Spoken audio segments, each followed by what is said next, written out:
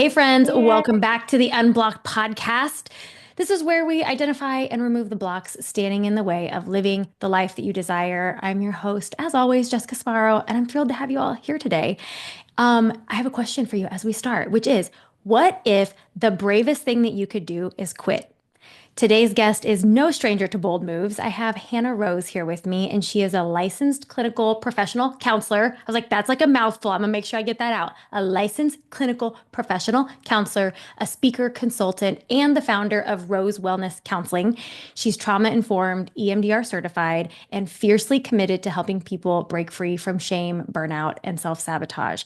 And y'all, she is also known for something else. She was the first person voted out on season 45 of Survivor. But here's the twist, she asked for it. She stood up in front of America and chose to leave. So, in this episode, we're going to talk about what it means to quit. We're going to talk about self trust, walking away with power, navigating shame, and how to know when it's time to stop pushing and start pivoting. So, this episode is for anyone who's been told to stick it out and muscle through or never quit. And maybe, just maybe, there are times when quitting is the right move. Let's get unblocked, y'all. Hannah, welcome to the pod. Thank you so much. I'm so happy to be here. And I loved that introduction. Yeah, you're so welcome. And I'm excited for this conversation. Anytime connecting with you is a delight. And I just think it's bonus when I'm like, listen, listeners, you get to participate in just this fun conversation we're going to have, which I'm delighted to have with you. So I want to jump right into the survivor stuff. Tell me, Yeah. and we left some feelings around here. So tell me how it felt when you stood up in front of the tribal counselor and you're like, counsel, and you're like, I'm done. Like, what was the feeling that was there Hmm. before, during, and after? I Well, want to hear all of it. Yeah. oh my God. Okay, so before tribal council, the 3 days that I was on that island with no food, no shelter, a monsoon, no fire. I mean, we had nothing. We were up until that point the worst tribe, like the worst performing tribe in 45 seasons. Like statistically, we actually like claimed that title, Lulu. Be And known for something, 45. Be we're known. known for that. We just couldn't win anything. And so we had no supplies. And so I was despondent, is a great word. I was going back and forth between like hysterically sobbing because I was so out of my element and really overwhelmed and really anxious with cameras on me all the time, which is an experience I never had.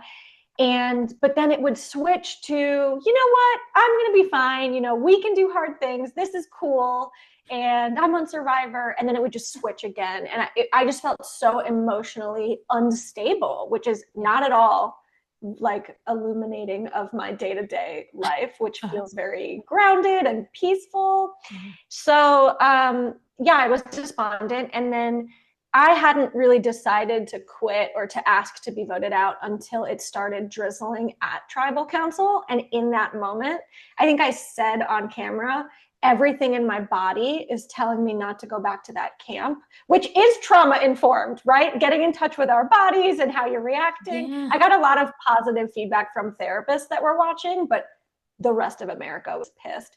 And my tribe refused to vote me out. They said, absolutely not. We want you here, which is like best case scenario on a competitive reality show. But then I told them, you don't have to vote me out for me to leave.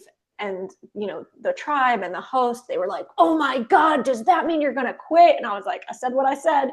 And so they begrudgingly voted me out.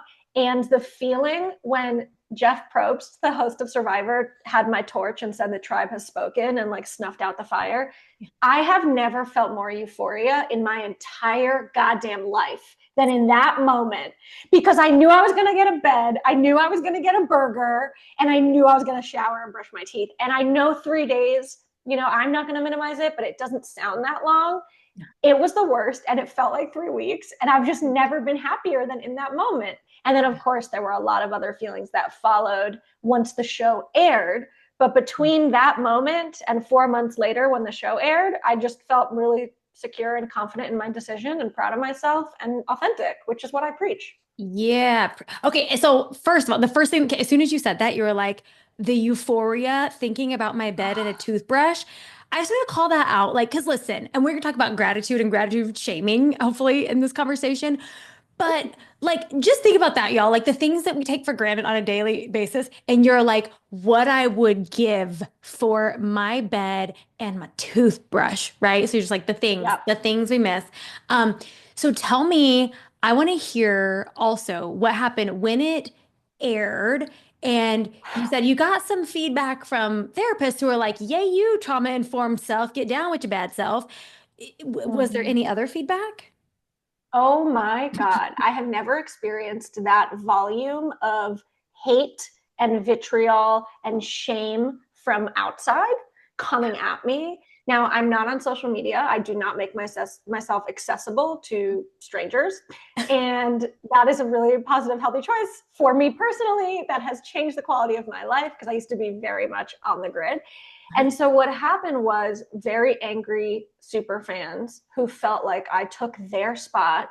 And so I really tried to have generous assumptions of people. Like these people felt victimized by me. You know, she took it for granted. That could have been me out there, etc. And the narrative was you are spoiled and privileged and don't know how to do hard things. And it was all of these shame narratives I already had. That's what was in the comments. And by comments, I mean 1-star Google reviews on my business and emails through my business email and letters. I actually got a really nice letter though from a nice fan. And, you know, amidst that slew of backlash, there were also a couple really kind emails. And the day after the show aired, it's called press day. So when you're voted out of a reality show, the following day after that show airs, you meet with maybe 12 different press junkets back to back. So it's hours of them asking the same questions and interviewing you. And I was just crying. I Mm, was feeling shame for the first mm, time about that. mhm. And I was feeling angry, and I think I clapped back a little bit. I was like, if you're someone that sends people hate mail, like good luck getting through the psych testing part of casting, like something's wrong. I was real angry, but I was also really upset. And and then this miraculous thing happened. My now husband and I drove somewhere to go to a wedding, and no one recognized me. No one knew who I was. And it just dawned on me, oh, a very small sliver of this earth watches and cares about Survivor, and it's actually not that deep. Also, it's a show. It's not that deep. It was like I had one day of crying, and after that I have not felt shitty about it. There was a lot of hate, and it was kind of endless. And then maybe 6 months later, seemingly the whole internet changed their tune. And I think Gen Z really brought on this wave of like, we stand Hannah. She's a boundaried queen. They turned me into memes. And so I joined Twitter for like 4 days, and it was the most fun. And I was connecting with all of these people that were like, you helped me realize I don't have to stay in this toxic job. Like, I don't have to stay in this relationship. And I was like, oh my God, the narrative's changing. And then I got off Twitter, and they were like, she quit again. And I'm like, yes, I did. And yeah, and now like, you know, if I go to a Survivor event, or, you know, if I've still never been recognized because I dyed my hair the moment I got home. I was like, oh my God. I was very blonde, and now I'm not. And Like but I'm people that I've incognito. met, people that I've met in person have just been so nice and so kind. And so I really do Mm. think there's also this culture of sitting behind a keyboard and saying the nastiest things we can say versus in person. I think some of those same people were kind. And, you know, Brene Brown says it's easy to hate people from far away, so move in. And I think that's 1,000% the truth. Oh, I love that. Okay, there's so much I want to like follow up on this. Like you said, 17 different things here. Um, and one of them is I just want to call out, like, especially for the listeners thinking about, like, if they're thinking what I'm thinking right now, it's like she actually experienced what most of us are terrified of, right? It's like other people having judgments of us. Like, people are going to have thoughts about us and say it out loud and say it publicly. Right? Like Mm-hmm. that is for some people, for a lot of people, that's like just think of all of like the shrinking and hiding that we do because we're afraid of this. And you were like, okay, one level is you lived that, right? So how did you, so I have two things. How did you take care of yourself in that? Mm. Mm. Well, I want to preface this by saying, so I'm sober in a 12-step fellowship, and I have been since I was 20 years old. And one kind of key lesson I've learned throughout my time in sobriety is that self-centered fear can run us. Like so much of the 12-step fellowships are not about not drinking or not using, they're about how to live and how to live healthily and like be your most ideal self. And so thank freaking the universe that from 20 years old to 33 maybe when I was on the show, it's been drilled into me that what other people think of me is none of my business. And I've been on this like journey of authenticity and finding out who I am and choosing to exist in this space without this debilitating fear of other people's thoughts.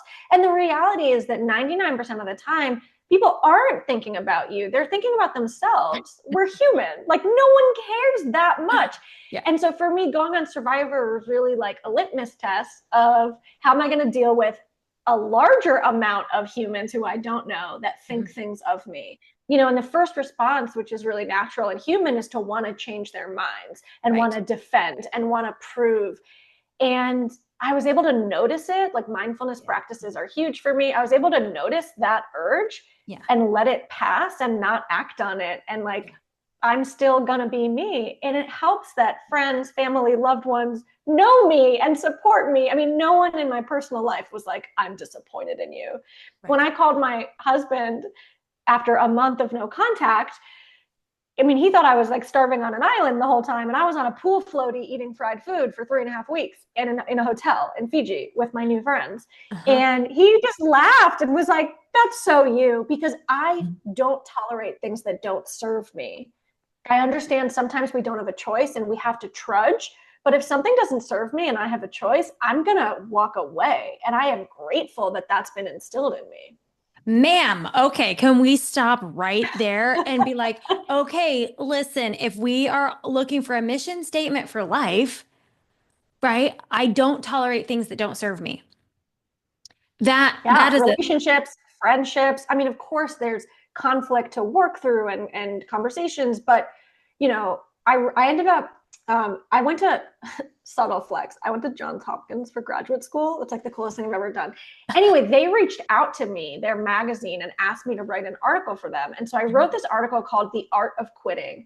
And in it, as I was writing, I realized like, when I quit lacrosse for musical theater, my parents weren't like, we didn't raise no quitter. They were like, follow your heart.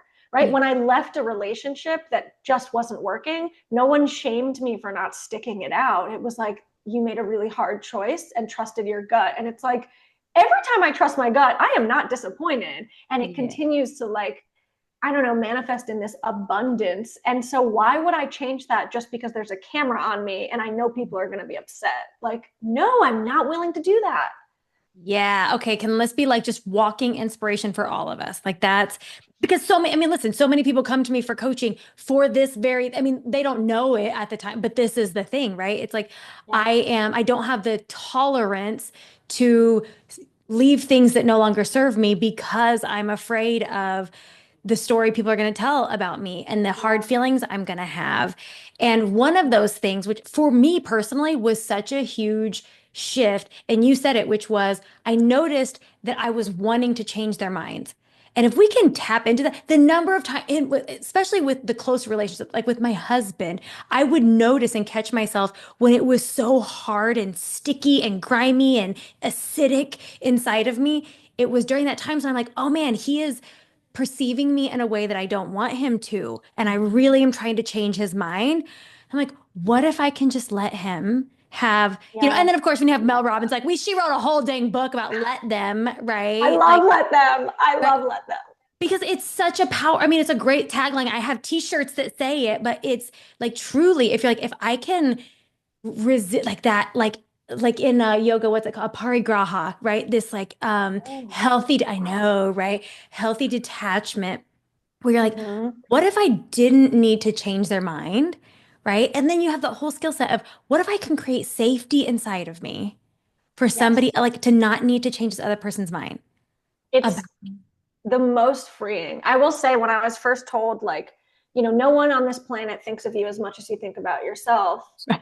At first, it was kind of depressing because it was like, do I matter? Like the external validation was what I lived off of for years, like the first 2-ish decades of my life. And so there was a grief process in detaching from that. And then there was freedom and excitement and flow and creativity. And it's like, okay, worst case scenario, I fail. Like, it just was, it's so funny because we had to write ourselves letters before Survivor started. Like, we were Yeah. in Fiji for 5 days during pregame, and then the game starts. Mhm. And I look back on those letters and it's like, what do you want to get out of this? And I'm like, whether I'm the first one out or I win $1 million, I want to stay true to me. And I don't want to be thinking about how it's going to look on TV when I'm out there. I want to be myself. And I'm like, Mhm. oh, did that, you Yay know, me. did that. And like, yeah, I just think the more and more time that goes by, it's pretty amazing because, you know, Survivor films 2 seasons every year, and the Survivor contestant community is like pretty close. And so, like, I have been talking to this girl who her season hasn't aired yet.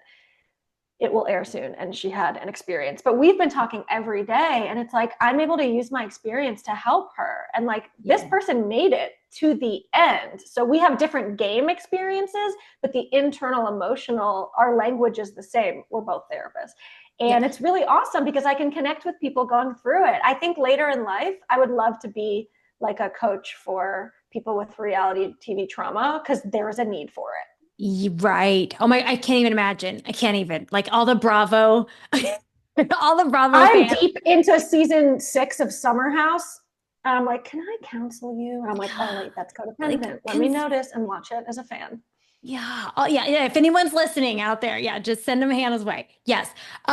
Okay. So one of the things you just said about the letter you wrote to yourself is I want to stay true to me and not just what I think people want to hear from me. And I love creating a result that is 100% in our control, right? Like thinking about it's like so often that's where people get jammed up, right? Like we set these goals and they're not, there's certain things you can't control the tribal council. You can't control other people voting you on or off, but this is something you can control. So I love that like the past version of you was so setting you up for success. That's amazing. Yeah. Yeah. And then the Yeah. It just, future it all version of you feels very, totally had your back.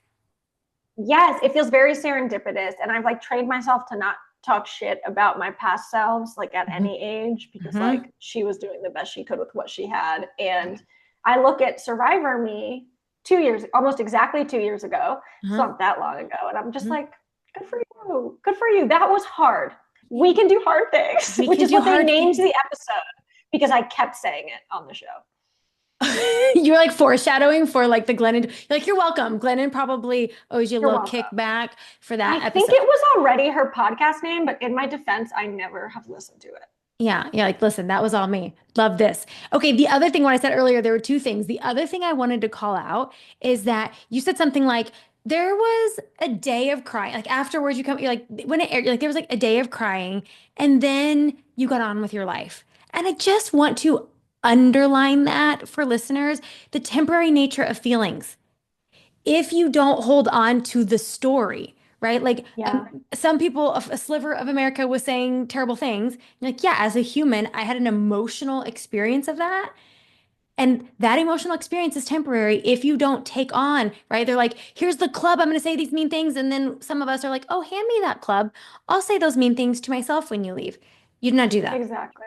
Yeah. Yeah, and I think it was really important for me too to just notice what would put me in that space and what wouldn't. And Yeah. so being with the people in my life, being outside, being in public because no one knows who I am Uh-huh. still Uh-huh. was so freeing. But, you know, as a normal person, being like a D-list celebrity for 2 seconds, it's Uh-huh. hard to not go online and search Hannah Rose Survivor. It's hard to not go on Reddit and type in my name and look at the blasphemy of things. And every time I would do that, because I'm human, I would notice it, acknowledge it. I'd feel my chest starting to get tight, and I'd say, "Ooh, oh, I'm doing the thing," and I would stop. And so it's Yeah. like I didn't shame myself for doing that. I think it's so normal and human, and like this draw to wanna like, oh my God, there's videos about me on the internet. Like there's clips from the show with people talking about it on TikTok. I want to look at it. And sometimes I would, and I'd Mhm. feel the feelings start to come up, and I'd be like, oh, this doesn't serve me. I'm not going to do this. Yeah. Goodbye. Well, and here's what like I appreciate about that is just the neutrality around it, right? You're like, how Yeah. human of me. I notice myself having like being, first of all, like you said, the mindfulness practice, the skill of being present to the experience that you are having in that situation. and to not Mhm. make it a problem. How human of me to want to do this, to have terrible feelings after having done it, but I don't have to shame myself for it. I'm not bad or wrong for having done that. I'm just a human. Like, notice the Yeah, difference, I right? really like really subscribe to this. I think it's a Buddhist concept that like the first wound or the first arrow is the experience, right? The Uh-huh. experience itself that was painful. I mean, let me tell you, there are still visceral trauma responses that I have. If I'm outside and it's raining, I'm like, "Oh my God, I need shelter." Uh-huh. I live in Asheville and there was a hurricane and it felt a lot like Survivor. And I had to remind myself, I have shelter, I have cans of beans, I am fine, but it didn't Hmm. feel fine. But oh yeah, so the first wound or the first arrow, I like the word wound, is what happened. But the second wound, which is in our control, is the story that we're telling ourselves about it. Right. Right. So every time we say, I shouldn't be feeling this way, I should be grateful, I Mhm. should do this, I'm angry at myself. Like that's just exacerbating the original wound. And so I want to Yeah. show up for that first wound, but I am conscious as hell about the second wound that I'm not inflicting on myself. That's right. Yeah. Is there a certain like practice or something that helps support you in consciously and intentionally choosing those? Like, listen, I'm like, I have a whole steer model. And like, if any of my clients are listening, they're like, oh, that's the difference between the facts and the story we tell ourselves about the facts, right? Yeah, Yeah. for Is there sure. something you use that you So one thing that's become really habitual is it's like the only thing that I retained from graduate school. And it's at Albert Ellis's Johns Hopkins, at if anyone's Johns listening? Hopkins. Yeah. Uh-huh. Yeah, it's Albert Ellis, who is a psychologist, his rational emotive behavior therapy, Uh-huh. REBT, and it's like real quick. It's like the ABCD model of combating core irrational beliefs. And it's like A is the activating event you get broken up with. B is the core irrational belief that follows, I'm unlovable. C is the consequence of that belief, continuing to create scenarios that we are reliving that it's like evidence of the core irrational belief. And until we dispute it, which is the D, we're going to continue in that ABC cycle. And Yep. so I think my brain has really gotten into the habit of disputing whatever core irrational belief comes up. And then I get to experience the positive effects of disputing the core irrational belief. So it's that. And then I have a daily morning mindfulness and meditation and journaling practice. And whether it's seated like silent meditation or it's guided meditation or it's like courses on the Insight Timer app or on the Right. Calm app about meditation and mindfulness, it's just like every day new tools. And it just really helps me, like you said, being present for the experience. I want to live my life awake. I don't want to go through it on autopilot. I don't want to be sleeping. I'm trying to not take my phone into the bathroom. I'm trying to like really, that's hard. I want to play Candy Crush. You know? um, Hmm. and it's stuff like that. I just feel like my personality is very much always seeking, and like there's no ceiling. Like it just continues growing, and I love it. I'm a very excited person. That's so fun. Yeah, that is so fun. I want to like actually continue this conversation, but I can't help the question that is up in my head right now, which is, did you have a favorite meme? Yes. So my cast photo became synonymous with quitting. And so, like when Joe Biden, I'm not bringing politics into this, but just objectively, when Joe Biden dropped out of like the next presidential Uh-huh. race or whatever, the first meme on Twitter that literally everyone sent me was Joe Biden right now. And then it was just my cast photo. And I was like, cool, cool, cool, cool, cool, cool. And then the other one is during pregame, we had Survivor Safety School where they taught us all these things about like how to not die. And one of them was scorpions and spiders and bugs live under the foliage. So when you make your little camp, be sure to sweep it.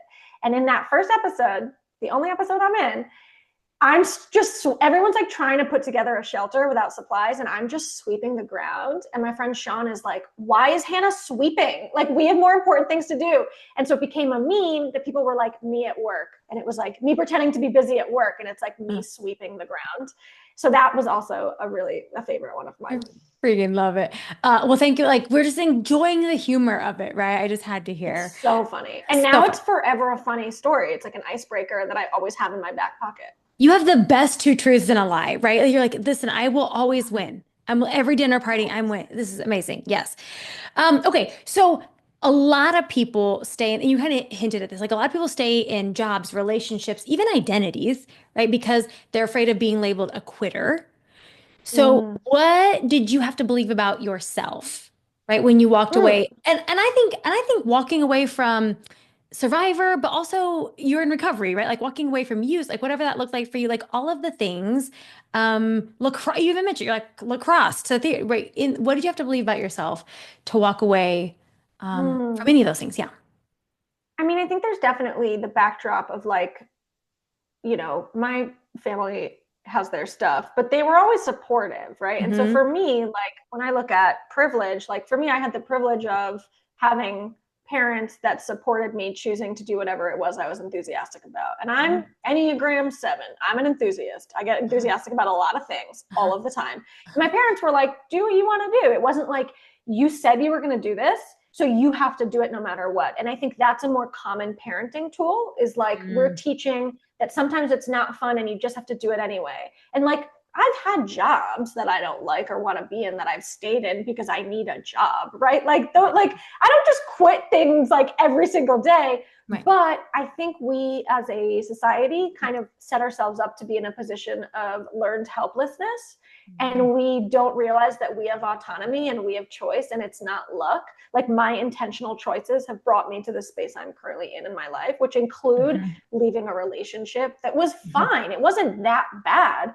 but a lot of us stay in relationships that aren't that bad, even though if we ask ourselves, if I had a crystal ball and found out this person was the same in 10 years, would I stay? The answer sometimes is no, but we're attached to the outcome. We're attached to this probability, even though there's no evidence that change is or will happen. And so I feel like I got into the habit through a bunch of failed relationships of like exploring that and exploring like why I stayed and why they didn't work. And again, kind of just getting into the habit of trusting my gut. And again, that's a huge like 12-step spirituality piece is like my head, my heart, and my feet, are they aligned? And so I've Oh, been like conditioned through that process to check everything and say, is this aligned? Is this aligned? Is this aligned? And so it's habitual now, but like, make no mistake, I was a dumpster fire for a lot of years, like a lot of years. Uh-huh. Listen, we don't tend to find ourselves in 12 steps or any kind of, we're like, oh, everything was smooth sailing. And then I just, went this That's route. true. Yeah, people say we don't come here on a winning streak, Oh, which yeah. is true. Not Same typical. with Yeah, yeah. therapy. Like we don't often go to therapy when everything feels awesome. Nailing it 10 out of 10 in all categories. Usually not. Yeah. Yeah. So here's what I think is interesting, and you're kind of hitting on this, is this values emphasis that we have sort of collectively around follow Mm. through, right? Like follow through and longevity. Like those are the measures of success. Especially you think about Yep. relationships and marriage. You're like, did the relationship fail? Like it ended, right? And Mm-hmm. sometimes things are just complete. Right. But you're like, you said, like, this is what, parents, and now I'm thinking, how many times have I done that? Like, you wanted to sign up for Little League, like, stick it out, right? Because we have this value that somehow the grit and tenacity that it's going to require to follow through that somehow that and listen, there are Mm-hmm. places that that's useful, and For also sure.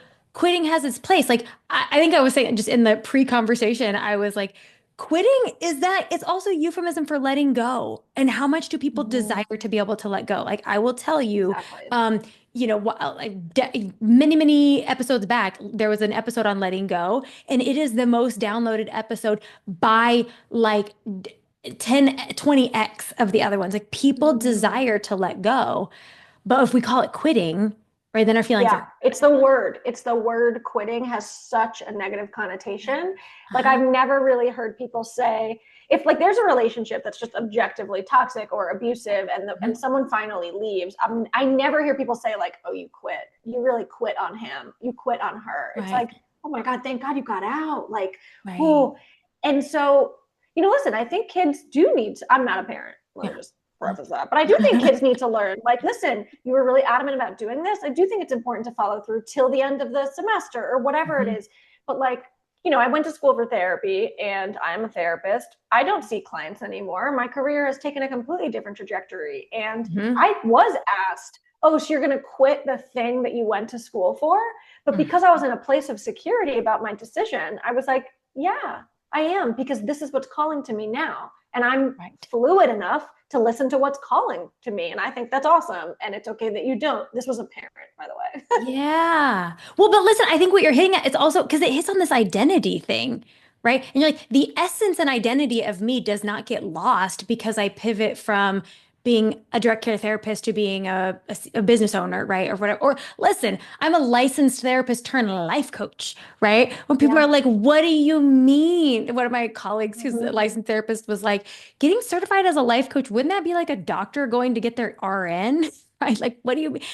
Not to downplay. Listen, I love coaching. Clearly, like I lead with coaching now, but I think that's it. That people think if you, especially when it comes to career, right? That we have so much Yes. identity tied up in that, and you're like, Yeah. nothing about me is being lost. Like it's, and I think you were sort of saying this, or at least this is what I heard, is it really is about self exploration and evolution. You're like, this is just I think of it as like, oh, there's another part that's like calling forth. Like, I'm always thinking about it's like the nooks and crannies. I'm always digging in my armpits about it. I'm always in Yeah. the nooks and crannies of me that I'm going to get to explore. When I move on from this thing to the next thing, I get delighted. Like, what part of me am Yeah. I going to know more about that I don't know? Like, that is just like thrilling for me.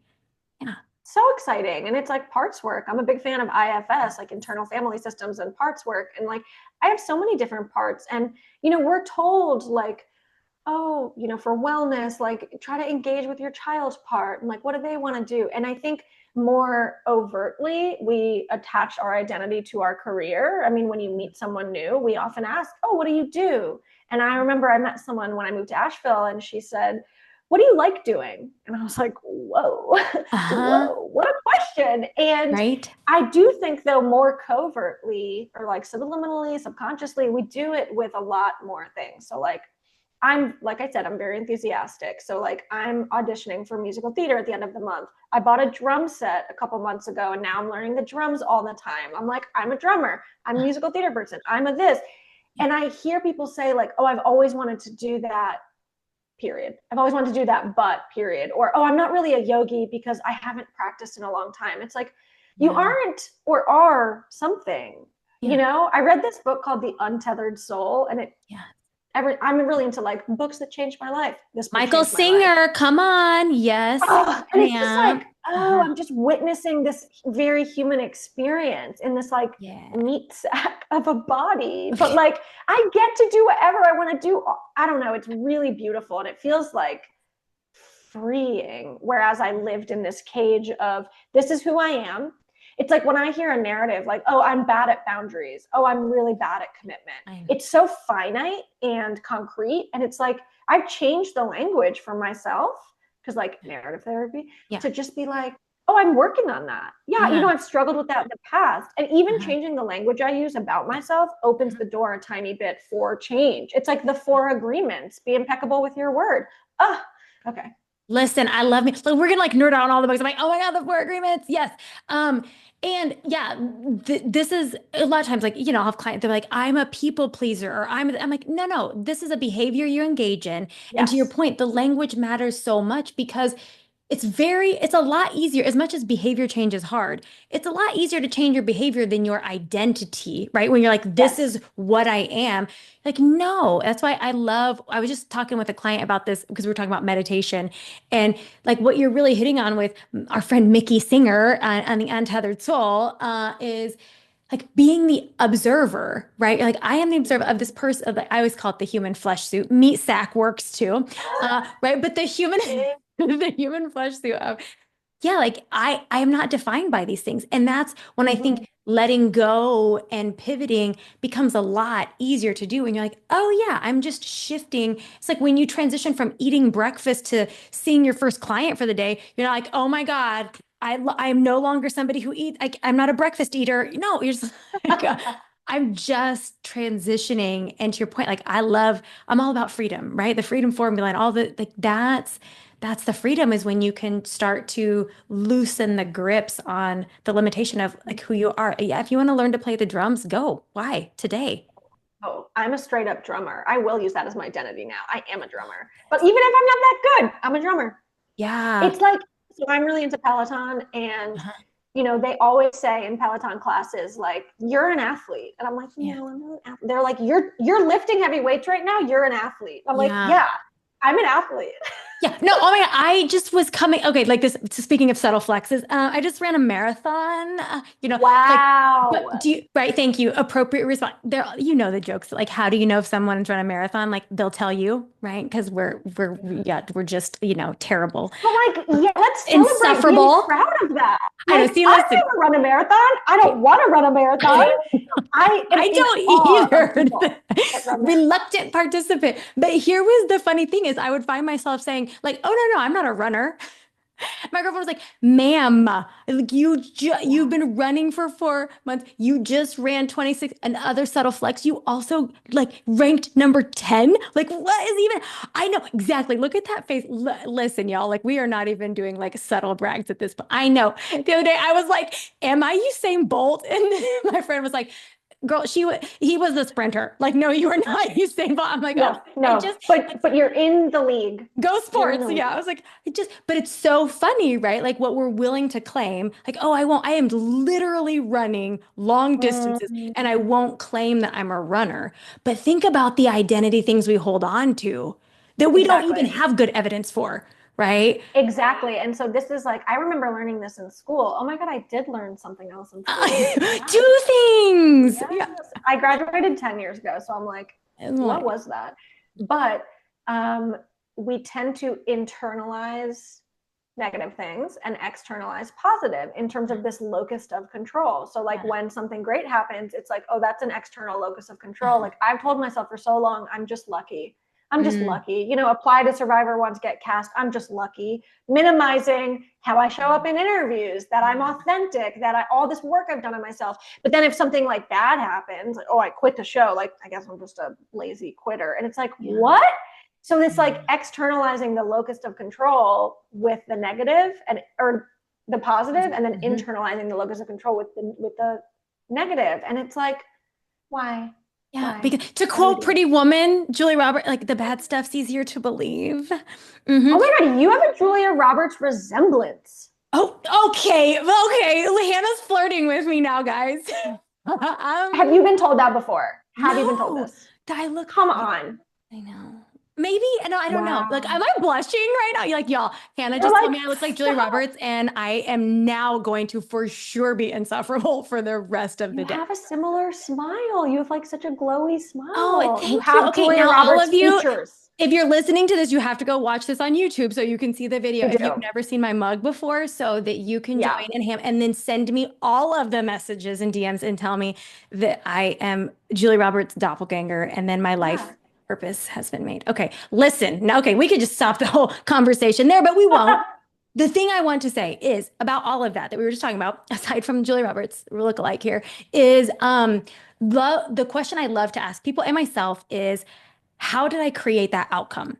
Right. Because to your point, you're like, we want to externalize the positive, internalize the negative. And so when these amazing things happen, instead of being like, oh, I'm so lucky or it was serendipitous, yes, and right. Yeah. Yes, and how did I create that? So you can one start to own this, like that's sort of like, I am somebody who can do this. And also so it's Mm, replicable. You're like, oh, turns out I got some like built-in badassery that I can copy and yeah. paste and transferable Yeah. skills.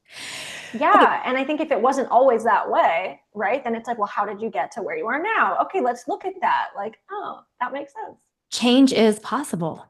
Yeah. Mm-hmm. So speaking of change, because also change, quitting is part of change, right? Like that's like Yeah. euphemisms. Let's talk about the difference between quitting on yourself and quitting for Mm. yourself.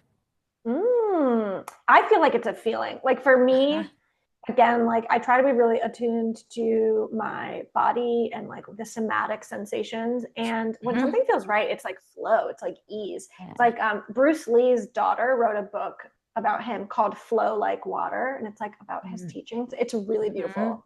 Mhm. And I'm like, oh, it just feels like flowing like water. Like I'm just going.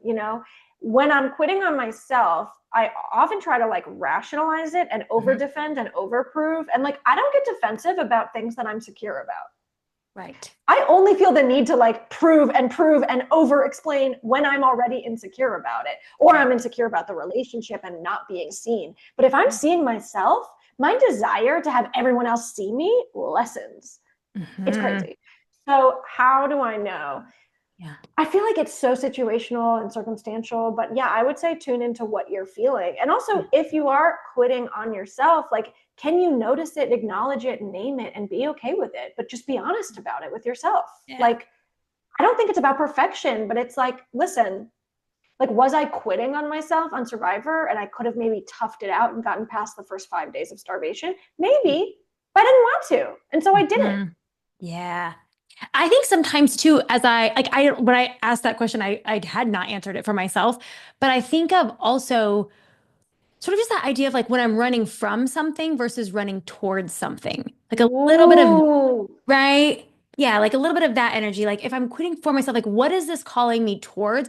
And that's why I think to your point, it's like not even so much, then it's not even so much circumstantial, right? Like right? Like the thing you might call it one day quitting on yourself, it might that same very thing that exact same thing could be quitting for yourself. But it's like sort of that energetics. Is there something I was hiding from? Like quitting on myself, Mm-hmm. was I playing small? Was I right? Or was I running towards something? I was like, I always talk about it in terms of like a growth edge, right? Like my growth edge might be different at different seasons, right? My growth edge might be different than others. So if I'm quitting for myself, I think of the idea of what is this calling me towards? Like if I'm leaning over the edge of my comfort zone and I like that I'm quitting for myself, I'm going towards something, a growth, an evolution, and expansion. Yeah. Yeah. Yeah, I really love that. And I feel like, there are some key things that I think could help. Like, is this going to harm you? Yeah. Like, is it like for me, quitting my sobriety to drink, I think that would be quitting on myself and all Mhm. of the things that I've gained because, like, Right. I know that alcohol plus me equals not great. So, Right. like, there's no positive consequence. And, like, Yeah. I don't know. I've just been taught like own whatever it is you're doing, but be willing to accept the consequences of it, good or Hmm. bad. I think a Hmm. lot of times we try to lie to ourselves and others to make sense of what we're choosing to do, and it's like my friend just went through a breakup, and she called me yesterday and was like, "I did something really toxic that I shouldn't have. I texted my ex," and I was like, "Girl, the fact that it's been 5 days and you just texted your ex, first of all, you're better than me, and second of all, like, you just own what you're doing. Like, it's okay to just own what you're doing and Yeah. stay honest with the people that you trust in your life. Stay honest with Mhm. yourself. She's not trying to rationalize it and be like, well, maybe this is love. She's Right. like, this was kind of impulsive and I'm just going to call it what it is. And I was like, awesome. Thanks for telling me. Yeah. Radical honesty, right? I like this because I was just thinking about that. Like, there's a decision that's up for me, and I've been like noodling on it and like talking with my coach and coach friends. And ultimately, I was like, oh, I get what this is really about. Like, if we're making a decision, right, to text our ex or not, whatever the decision is, it's really about what are my reasons for it? Do I like my reasons? Right. And sometimes you might be like, I don't really like my reasons. I'm gonna do it anyway. Right. And then you're like, Yeah. okay. And then what are the consequences of that? And what does it sound like to have my back? Right. Like, are we gonna dip into shaming? Like, okay, Yeah. what's that? Right. Versus not. And so, yeah, I think if there's a through line here, but this is really what we're really talking about is being really aware and intentional. Right. Like there is no Yeah. real right and wrong. It's just like, yeah, if you have an awareness to it, okay, call it out, and we don't have to shame. Yeah. So I want to talk about shame. Exactly. Talk about shame, Oh, right? it's like my favorite topic of Yeah, all I know, time. which is why we cannot end this yet. So tell me, well, let's just start there. Why is it your favorite topic, and what do you love to talk about when it comes to shame? Oh my God. Oh Uh-huh. my God. Yeah, bring in the Um, microphone. Yeah. the microphone is here. I'm a firm believer that shame is like at the core of everything that keeps us stuck, and like emotionally sick and like unwell. And it breeds itself in the darkness, right? So, Yep. like, not talking about it. And like the quickest way to start to work through shame is to first name it and then talk about it. Now, I'm also a really big fan of selective vulnerability. And so we don't have to tell everyone everything. Actually, Right. we shouldn't tell everyone everything, Yep. right? Uh-huh. Like, we should assess who is psychologically safe and supportive, mutually beneficial. But to me, right, like, overview of shame, if guilt is I feel really badly about this, shame is I am bad, Right. right? Or anything I'm not blank enough, I'm not thin enough, pretty enough, smart enough, accomplished enough, that's all shame. And Uh-huh. so one really helpful tool, it's not fun if you've never done it, is to write a list of your shame narratives. Even if your Yeah. rational mind can say, well, I know this isn't true, but I feel like it sometimes, okay, write it down. What are your shame narratives? Because we have to first know where we hold shame, and then we can start to untangle it. We can dispute the shame. We can notice when it's coming up and say, oh, that's shame. We can confide in another person, like a friend, a coach, a therapist, and start to process that shame and where it came from and how it shows up now. And Uh-huh. so I just, I'm Uh-huh. like a big Brene girly, because in 2015, it was 10 years ago today, it was June 10th. My 17-year-old dog died. I really impulsively ended a beautiful relationship because I was in self-sabotage mode. And my therapist told me not to date or seek attention with men for a year. And I wanted to die. I was like 4 years sober, but I was not well. And my patients were dying. I was like a 24-year-old baby therapist, and my friends were dying, like of addiction. And I was in such an emotional low place that I didn't know what to do. And I picked up Daring Greatly by Brene Brown. And so I always say like 2015 was my dark year, and also like started the trajectory of a completely different life path in terms of career and personal. And that's where I discovered shame, and that I did see vulnerability as weakness. And I did see vulnerability as, I can recognize it in you, and that's great. But for me, no, I can't show that I don't have it together. I'm not perfect. I thought at 24 years old with 4 years sober, I was supposed to have it all together, which now I'm like, We're just a baby. I'm still a baby. And so it's 10 years today that marks the beginning of my authenticity self-love journey. June 10th. It's also the birthday of the 12-step fellowship that I'm in. So like weird. And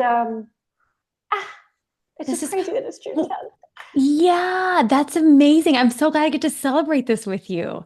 And so fun that you're like a little not little, you're like a Brene doppelganger with your like breakdown slash breakthrough, right? You're like the dark and the light. And this is what I think Yeah. is so like just poetic about that. It's like the dark and the light are in the same thing, right? It's like the Uh, shadow, right? Yeah. And so go. Yes, say what you're gonna I say. was in, so I do hot yoga. It's like Uh, I'm a big yoga girly. yeah. And I, Look, you oh just no, raised your hand. Yes, Hannah, I you don't may speak. Let me view you. How do I? I normally do this, but I'm gonna minimize my hide self view so I can just look at you. I don't want to look Amazing. at me. I only want to look at you. Now it feels like a conversation, and I Who can't see wouldn't? Julia myself. Roberts' doppelganger, Oh my obviously. God, you're so beautiful. So in yoga today, it was a 75-minute hot power flow with my favorite teacher. And she put on this song towards the end. And it was just like this mantra with these like beats. And it just said, light becomes dark, becomes light. Light becomes dark, becomes light, becomes dark, becomes light. And it was just going. And I was lying and I was like, whoa. And then it just said, life becomes light at the end. And I was like, oh my God, like chills. And so, yeah, the breakdown is also the breakthrough. And like the pain is often the touchstone of growth. And like, it's just all freaking cool, man. Yeah, it's all Okay. freaking cool. The Like dog speaking of, that I'm dog sitting yeah, is like doing a lot. having a Chicken, can you moment. not? We should make sure it's safe or this Chicken. dog's safe. Yeah, I love like just the giddiness that came up there. Like this is how we can learn to be in our human flesh suits, meat sacks, right? Is when you're just like, I shall not let the meat sack go. This might be my new thing. Forget human flesh suit. We're gonna be meat sacks from now on. Meat Um, sack. it's just, again, I just think of our intention of what is this time meant to be? Now we're just going to get existential about it. What does it mean to be a human? That's Mm-hmm. why we listen to podcasts, right? We're just trying to navigate what it's like to be in this human experience. But when you're like, yeah, I can just glean something from it, whatever it is, like the dark, the light, here for it all. I love all of that. Also, you said things like my authentic self-love journey, and now I need like, okay, can you at least give us the Cliff Notes of that before I ask you about gratitude shaming? Yeah. Yeah. Authentic self love journey. Okay. Yes. 24 years old. Blew my entire life up. Quit my job with nothing lined up. I was like, let's see what happens. And I started reading Brene Brown, and I started writing for the Uh-huh. first time ever. Uh-huh. I was just sending someone some of these articles because they're like on the internet forever. Uh-huh. And my blog page, my blog page on Psychology Today is called Working Through Shame. Like it's all just about shame.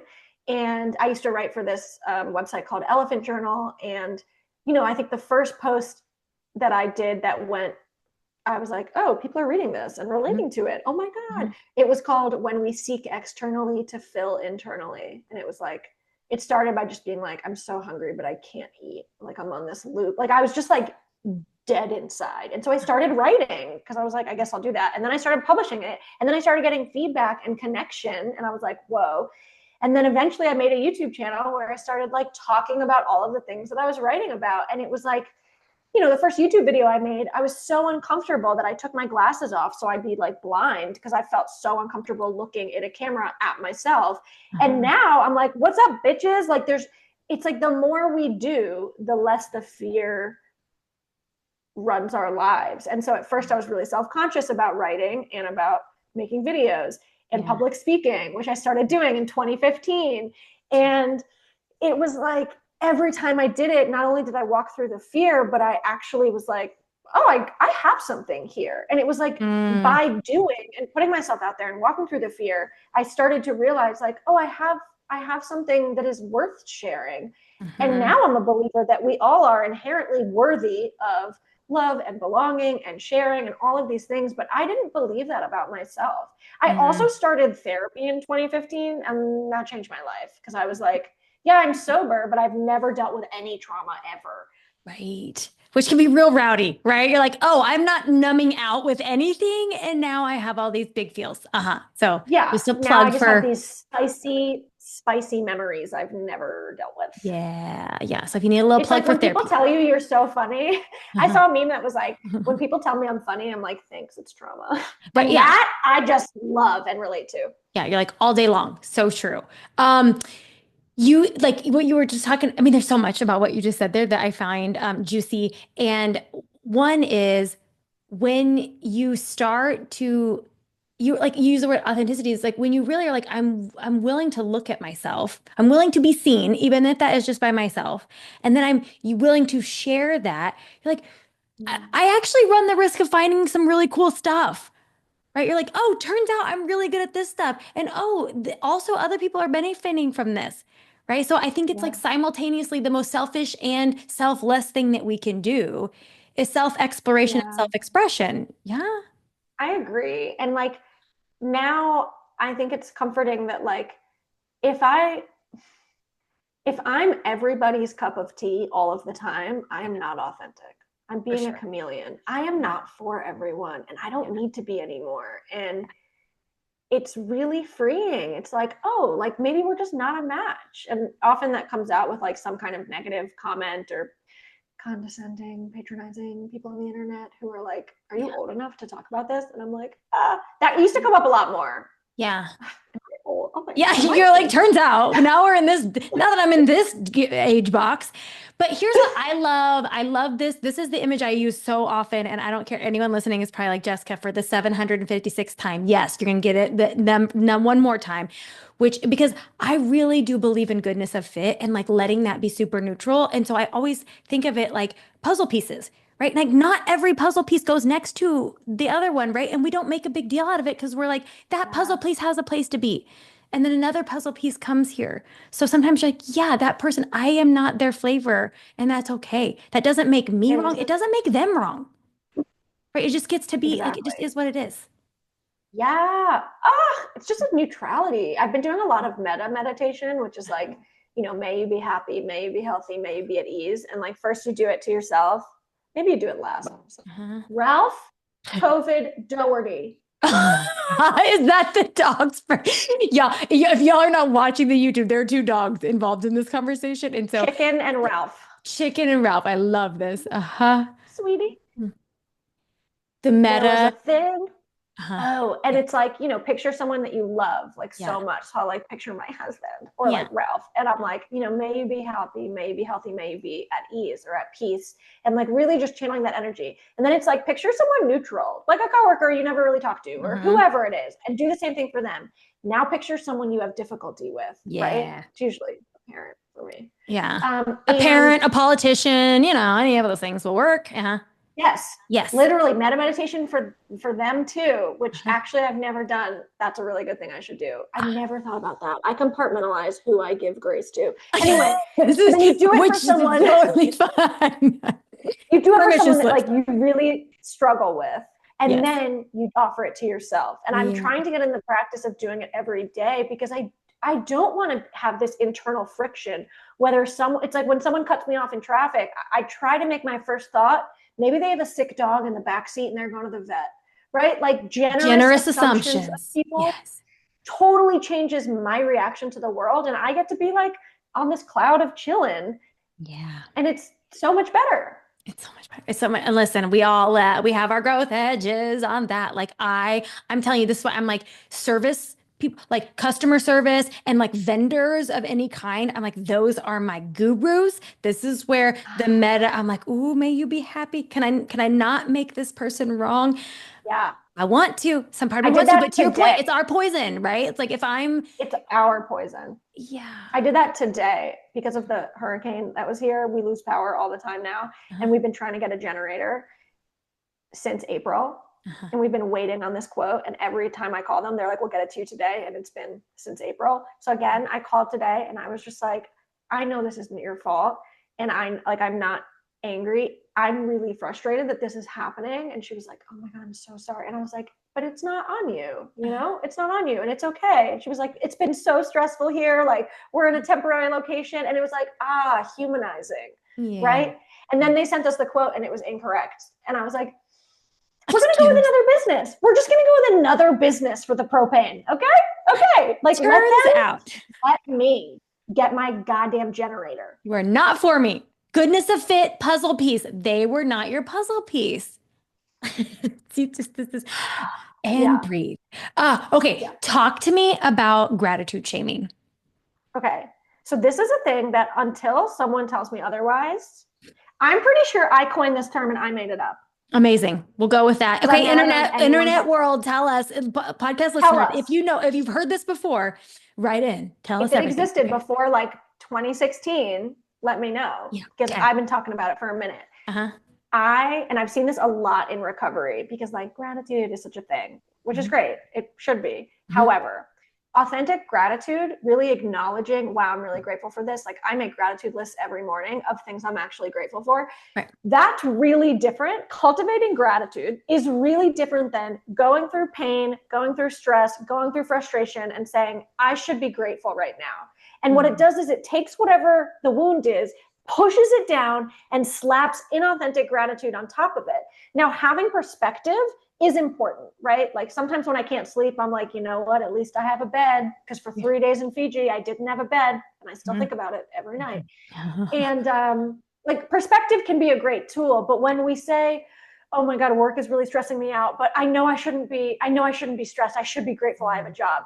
That is gratitude shaming. And it's actually not fixing the problem at all. Yeah. It's slapping this band-aid on it. And we also often do it in relation to others a lot. And so we can do it to ourselves, but I notice that it comes up in conversation a lot. Like, oh my God, my husband's working late. I guess I should be grateful, And I'm like, whoa, it's okay that you're frustrated that he's working late. It's okay to just honor the emotional experience. Well, because that's what I was thinking. Like the word that came up when you were describing that was like self-abandonment, right? Like you're missing so much. Like I think, to like, 'cause I love a good parts work too, right? And if a feeling is coming up and you're just trying to like put frosting on a shit cake and just be like, oh, just slap some gratitude on top of that. Like, no, we miss out. Listen, I love a good, right? We don't want to do that. And because No. like you're missing out on a whole part of you that wants to be known. Right? So yeah, you're like, Yeah. this is Yeah. self-witnessing, And it's so I'm self-honoring. constantly, Yeah. yes. I feel like I'm constantly like trying to gently just like sprinkle in the concept of gratitude shaming, like especially in recovery, because it's Yeah. like, I know I should be grateful, at least I'm sober. And I'm like, Yeah. Yeah. I if you feel like haven't what drank we've in heard these, 20 years, like if it starts with should or at least, you probably just know, whoop, that's a good indicator. Well, let's just pause right there. We just might have some yeah. thinking coming on the other side of this. Okay, Have you seen the short animated video by Brene Brown called Empathy for Sympathy? And she's like, rarely does an empathetic response start with at least. yeah, right. No, is that the one like where they fall down in the hole? Yes, Now everyone's gonna go feverishly Google Brene Brown it's Fulton so Hall good. cartoon. It's so good. It's called Empathy versus Sympathy. Yeah, everyone go search that up. Okay, this is so good. And I just want to keep picking your brain. I told you all this would be a lovely conversation, and you have not disappointed, my friend. But let me ask you my last two questions. The first one is just tell everyone where they can connect with your work, or just you mentioned some of the writing samples that you put out, like where they can get your goodness and soak it up. Yeah. Yeah. Wait, so I think when I was on your husband's podcast, he was like, Mhm. "Where can people find you?" And I was like, "They can't. I'm not accessible." And he was like, "No, I mean like professionally." And I was like, "Oh." Okay. Um, Don't show up at my house. Yes. so I have a YouTube channel. So if you just type in Hannah Rose LCPC anywhere, Uh-huh. then everything of mine will come up. So that's the licensed clinical professional counselor. Yep. And so, my business website has a blog, and I moved a lot of blogs from Psychology Today over there. So that's rosewellnesscounseling.com. Mhm. And there are blogs there. And there's also links to my YouTube channel, to my LinkedIn, to my Goodreads account, because I be reading all of the time. And it's not all spiritual, meditative, self help stuff. It's a lot of smutty fantasy. So let's go. Like a lot. Diversified portfolio is what I hear there. Yeah. That will, It's a lot of young adult oh, fiction. we love that little YA action. I will include that all in the show notes. Okay, Hannah, my last question that I love to ask all the guests is, what does it mean to you to live an unblocked life? Oh my God. Why am I almost about to start crying? I just think this is so beautiful. Yeah. I know all of my answers are so long, so I'll try to keep it really succinct. But I also want to start with a quote. And it's Please. my favorite quote of all time, which is why it was funny to me and like actually serendipitous that your podcast is called Unblocked. Hmm. And I use it therapeutically, I use it in public speaking. It's like my life quote, and it's by Rumi, the Persian poet. And it says something like, your task is not to seek for love, but merely to seek and find all the barriers within yourself that you've built against it. Ma'am, can I tell you that I don't know who you just said the Persian. So the reason, just for all the, I don't know if I've ever talked about this. The reason that this is called Unblocked is from the Course in Miracles text.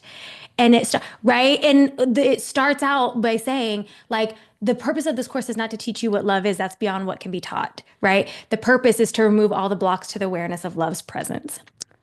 Friend, I know, best friend. This is what I know. It's fine. Oh, my best friend are Chills. gonna be like, "What are you talking about? Don't be abandoning us." Yeah. That so both of those things, right? It's like Yes. I believe that everything that we're looking for is inside of us already. And so our life's journey is to remove the blocks. And we do that by identifying barriers or blocks, noticing them, nurturing them, untangling them. And so for me, I do feel very unblocked a lot of the time. And I feel like for me, it starts with the noticing. And then there's actionable, like tangible things to do. Like I love journaling and meditating and yoga and that stuff, but I also love trusting my gut. If I have a hair up my ass that says go apply to this reality show, true story, I'm going to do it, right? If I want to play the drums, I'm going to do it. If I'm going to go try out to be Rizzo in Greece, I'm going to do it. Sure, the casting requirements are 16 to 20s and I'm 35. I'm still going to do it. That's unblocked to Yes. me. Oh, that is so unblocked. And that's exactly what that is exactly for the namesake of it was all about. Yeah, everything you have is within you, and it's about removing my coaching. That's what it's about on my website. Yes, ma'am. So not that there's like a grade for your answer to unblocked, but obviously that's the A and the correct answer. No, all the yes are lovely. Yes. But thank you for sharing. That's beautiful. And I co-sign that. Hannah, thank you for your time, your wisdom, your candor, sharing your experiences with us. This is so good. I appreciate you. Yay. Thank you for having me. You listeners for listening. I love this. Yeah, and a little note to the listeners before we sign off. Today's conversation with Hannah reminded us that sometimes the most courageous thing is not to hold on. It's letting go of expectations, of shame, of the rules that no longer fit, of the stories that no longer serve us. quitting for yourself can be a reclamation, and it's not really the end, right? We've all heard this. A no to one thing is a yes to something else. This is how you align to your authenticity, all of that good stuff. And so if something from today's episode hit home for you, don't ignore it. Actually sit with it, write it down, let it move you closer to the life that feels like you. Let more get unblocked. Let yourself remove the layers so that you can access what was in you. And don't be selfish, y'all. Don't share this goodness. Like if this resonated with you, share it with someone who you think could use it. Until next time, my friends, stay open, stay free.